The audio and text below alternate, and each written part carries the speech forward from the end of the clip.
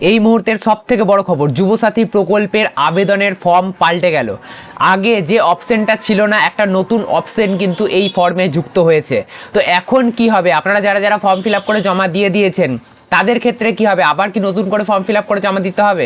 আপনারা এই ফর্মটা কোথায় পাবেন, কোন নতুন অপশন যুক্ত হয়েছে, তাতে কি লেখা রয়েছে, সমস্ত কিছু আজকের এই ভিডিওতে ডিটেলসে আপনাদের জানাবো। তো চলুন আজকের ভিডিওটা শুরু করা যাক। দেখতেই পাচ্ছেন আমি এখন নতুন যে ফর্মটা পাবলিশ হয়েছে সেই ফর্মটা সামনে নিয়ে বসে রয়েছি। এই ফর্মটায় সব কিছু ঠিক রয়েছে, কিন্তু এগুলো দেখতে পাচ্ছেন যে আগের যেরকম ছিল সেরকমই রয়েছে, কিন্তু নিচের দিকে অর্থাৎ দ্বিতীয় পাতায় আমরা একটা নতুন অপশন দেখতে পাচ্ছি। এই অপশনটা কিন্তু যুক্ত হয়েছে। কি অপশন? বাংলার যুবসাথী প্রকল্পের জন্য আমার আধার নম্বর আধার ভিত্তিক প্রমাণীকরণ ব্যবস্থার মাধ্যমে নিজেকে প্রমাণীকরণ করতে কোনো আপত্তি করছি না এবং আধার আইন 2016 এবং তদনুসারে প্রণীত প্রবিধান অনুযায়ী আমার স্বেচ্ছায় সম্মতি প্রদান করছি। মানে আপনি যে আধার কার্ডটা এর সাথে দিচ্ছেন জেরক্স কপি হিসেবে, বা এই ফর্মের মধ্যেও যে আধার নাম্বার লেখার জায়গা রয়েছে, এই যে এইখানে আধার নম্বর লেখার জায়গা রয়েছে। এবারে আপনারা নিশ্চয়ই জানেন যে যুবসাথী গাইডলাইনে বলা হয়েছে যে আপনার আধার নাম্বার ভেরিফাই করে ডিবিটির মাধ্যমে কিন্তু আপনাদের ব্যাংক অ্যাকাউন্টে টাকা দেওয়া হবে।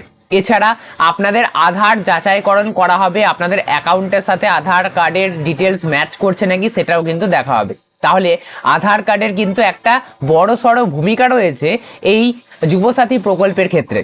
শুধু যুবসাথী নয়, অন্যান্য প্রকল্পের ক্ষেত্রেও আমরা দেখতে পাই যে আধার কার্ডের একটা বড়সড় ভূমিকা রয়েছে। এবারে আধার কার্ড একান্তই আপনার। এবারে আধার কার্ডের যে ডিটেলসগুলো সরকার খতিয়ে দেখবে, তার জন্য আপনার কি অনুমতি নেওয়া হয়েছিল আগে? না, নেওয়া হয়নি।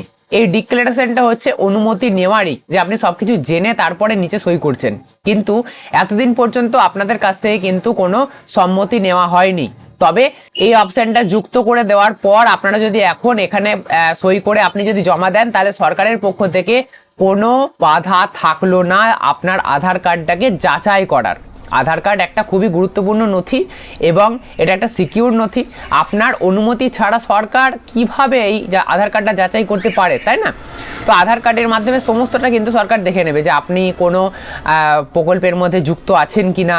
যদি আপনি এখানে হ্যাঁ বা না দিয়ে থাকেন যে আপনি কোনো সরকারি সাহায্য পান কিনা, তাহলে সরকার এগুলো থেকে কিন্তু খুব সহজেই জেনে যাবে আপনার আধার কার্ডের নম্বর মেরে। তো এটা যদি না মারতে পারে সরকার, তাহলে কি করে হবে? সরকার তো যাচাইকরণ করবে আধার কার্ড দিয়েই, আপনার ব্যাংক ভ্যালিডেশন করবে, আপনার কোনো প্রকল্প আছে নাকি অলরেডি সেটা চেক করবে। তাহলে আধার কার্ড যাচাইকরণ ছাড়া কিন্তু আপনাদের ফর্মের কিছুই হবে না। এবারে আপনারা অনেকেই ভাবছেন যে আমরা যখন ফর্ম ফিল আপ করে জমা দিয়েছি তখন আপনাদের এই 3টে পর্যন্ত অপশন ছিল, কিন্তু এই 4 নম্বর অপশনটা নতুন যুক্ত হয়েছে। তাহলে আপনাদের ফর্ম কি বাতিল হয়ে যাবে? আপনাদের কি আবার নতুন করে তাহলে ফর্ম ফিল আপ করতে হবে? কারণ আপনাদের কাছ থেকে তো আধার কার্ডের কোনো সম্মতি নেওয়া হয়নি যে আপনাদের আধার কার্ড যাচাইকরণ করবে কিনা। তাহলে সরকার কিভাবে করবে যাচাইকরণ? তো সেক্ষেত্রে আপনাদের আমি বলবো না, সেরকম কিছু করতে হবে না। এটা যেহেতু সরকারেরই ভুল, সরকার প্রথম থেকে এই অপশনটা আনেনি, এখন সেটা যুক্ত করেছে, তো সেহেতু আপনাদের কোনো সমস্যা হবে না। এটা সরকারি নিজেদের ভিতরকার ব্যাপার, সরকারই বুঝে নেবে। কিন্তু আপনারা এখন যদি ফর্ম ফিল আপ করে জমা দেন, তাহলে আপনাদের এই নতুন ফর্মটাই ফিল আপ করে কিন্তু জমা দিতে হবে, পুরোনো ফর্মটা ফিল আপ করে জমা দিলে হবে না। যেহেতু সরকার এখন নতুন ফর্ম দিয়েছে, তাই নতুন ফর্মটাই আপনাদের জমা দিতে হবে। এবারে এই নতুন ফর্মটা আপনারা কোথায় পাবেন সেটা আমি দেখিয়ে দিচ্ছি। তার আগে বলি, ভুল করেও আপনারা আবার দ্বিতীয়বার ফর্ম জমা দিতে ছুটবেন না এই অপশনটা এসছে বলে নতুন করে, ঠিক আছে?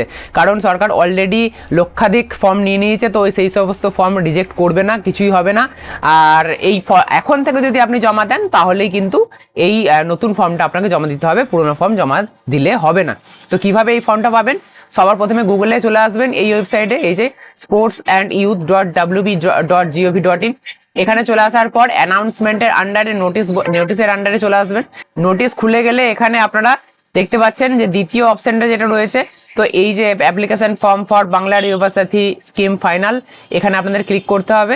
এখানে ক্লিক করলেই দেখতে পাচ্ছেন যে আমাদের সামনে নতুন ফর্মটা খুলে গেছে। দেখতে পাচ্ছেন এই যে 4 নম্বরের যে অপশনটা নতুন দেওয়া হয়েছে, সেই অপশনটা কিন্তু রয়েছে। এটাকে এবার আপনারা প্রিন্ট করে নিন, প্রিন্ট করে আপনারা জমা দিতে পারেন। তো এই ছিল আজকের আপডেট। যদি আজকের আপডেট আপনাদের ভালো লেগে থাকে তাহলে অবশ্যই একটা লাইক করবেন, বন্ধুদেরকে অবশ্যই শেয়ার করে জানান যে নতুন ফর্ম বেরিয়েছে, এখন থেকে তারা যদি ফর্ম জমা দেয় তাহলে এই নতুন ফর্মটাই তারা যেন জমা দেয়, নাহলে তাদের ক্ষেত্রে কিন্তু প্রবলেম হতে পারে। যদি আজকের এই ভিডিওটা আপনাদের ভালো লেগে থাকে তাহলে অবশ্যই একটা লাইক করবেন। এরকমই নতুন নতুন আর ইন্টারেস্টিং ভিডিও পেতে অবশ্যই চ্যানেলটাকে সাবস্ক্রাইব করে রাখতে ভুলবেন না।